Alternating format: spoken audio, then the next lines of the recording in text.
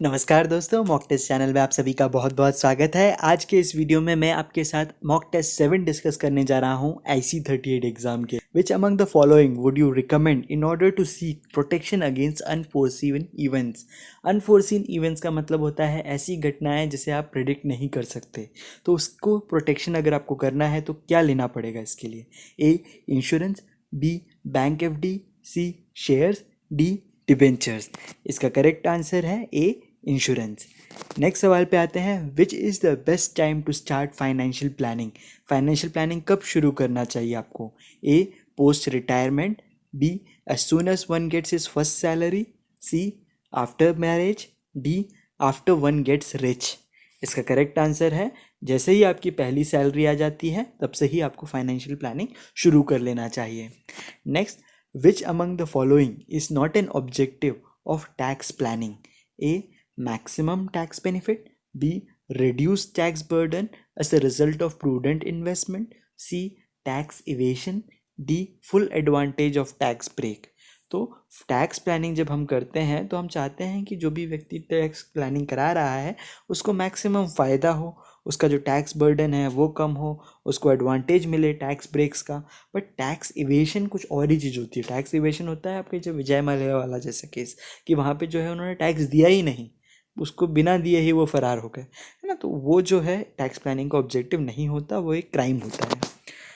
Next सवाल पे आते हैं, an individual with an aggressive risk profile is likely to follow wealth dash investment style. Aggressive का मतलब जो कि जल्दी में पैसा कमाना चाहता है, वो कौन सा इन्वेस्टमेंट स्टाइल अपनाएगा इनमें से? ए कंसोलिडेशन, बी गिफ्टिंग, सी एक्यूमुलेशन, डी स्पेंडिंग। इसमें करेक्ट आंसर है सी एक्यूमुलेशन। एक्यूमुलेशन का मतलब होता है पैसे को जोड़ना। दोस्तों, अगर आपको अभी तक का मेरा एक्सप्लेनेशन पसंद आया है तो आप डेफिनेटली इस वीडियो को लाइक कीजिए और चैनल को सपोर्ट कीजिए सब्सक्राइब बटन को प्रेस करके। विच among the following is a wealth accumulation product. इसमें से कौन सा प्रोडक्ट अगर आप लेंगे तो आप जल्दी रिस्क छोड़ सकते हैं? A bank loan, D shares, C term insurance policy, D saving bank account. इसका करेक्ट आंसर है डी शेयर्स। शेयर्स में अगर आप लंबे टाइम तक इन्वेस्ट करते हैं अच्छे शेयर्स में तो जो है आपको फ़ायदा होता है इसमें।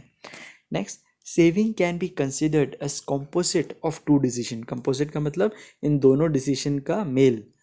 Choose the one from the below.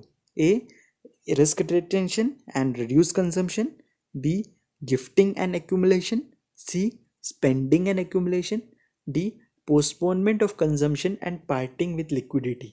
तो इसमें से आप किसको जो है सेविंग मानेंगे?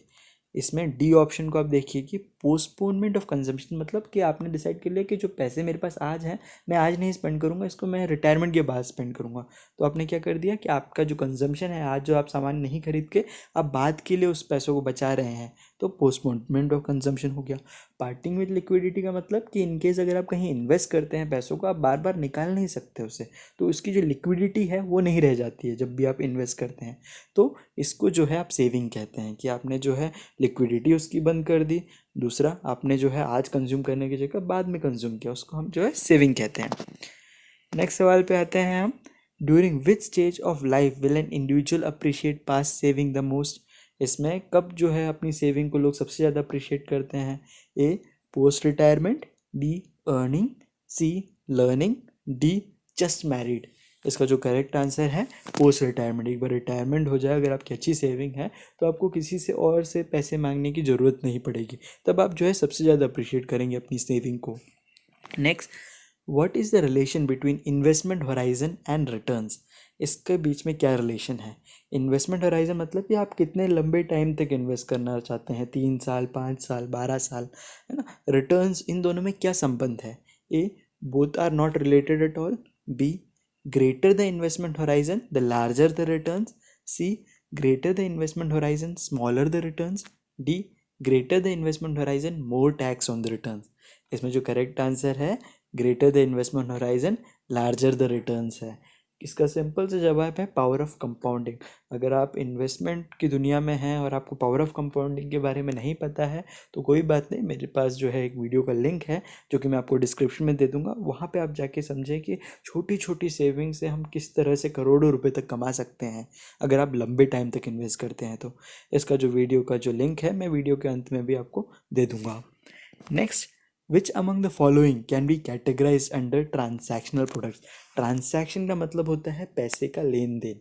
अब इनमें से कौन से प्रोडक्ट को आप यूज़ करते हैं अपने डे टू डे लाइफ में ट्रांसैक्शन के लिए? A, bank deposit, B, life insurance, C, shares, D, bonds. इसमें से बैंक डिपॉजिट को आप यूज़ करते हैं। अगर आपको कोई भी सामान खरीदना है तो आप अपने बैंक डिपॉजिट को यूज़ करते हैं। कोई शेयर्स बेच के जो है कोई सामान नहीं खरीदता है ना। सवाल पे आते हैं, dash is a rise in the general level of prices of goods and services in an economy over a period of time.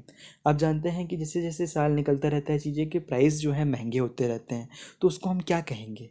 महंगाई कहेंगे। महंगाई का ही इंग्लिश वर्ड है इन्फ्लेशन। तो इसका करेक्ट आंसर है इन्फ्लेशन।